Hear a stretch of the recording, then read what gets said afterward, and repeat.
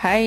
ఈరోజు చికెన్ ఘీ రోస్ట్ చేసుకుందాం వచ్చేయండి. నేను కూడా ఒక వీడియోలో చూశాను. దాన్ని నాకు తగ్గట్టు కొన్ని మార్పులు చేసి ప్రిపేర్ చేసుకున్నా. ఫస్ట్ అయితే ఒక ప్యాన్లో ఆవాలు, జీలకర్ర, ధనియాలు 2 స్పూన్ల చొప్పున డ్రై రోస్ట్ చేసి పక్కన పెట్టేసుకోవాలి.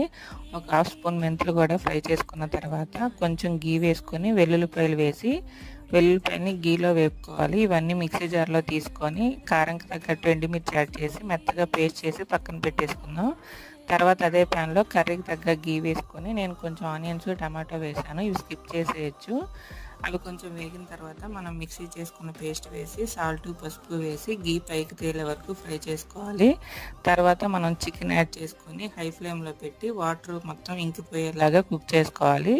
మధ్య మధ్యలో మనం కారం, సాల్ట్ అవి అడ్జస్ట్ చేసుకోవచ్చు అన్నమాట. ఈ వాటర్ అంతా 80% పోయిన తర్వాత కొంచెం పెరుగు బాగా బీట్ చేసి వేసుకొని ఇంకో 10 మినిట్స్ ఫ్రై చేసుకుంటే చికెన్ ఘీ రోస్ట్ అయితే రెడీ.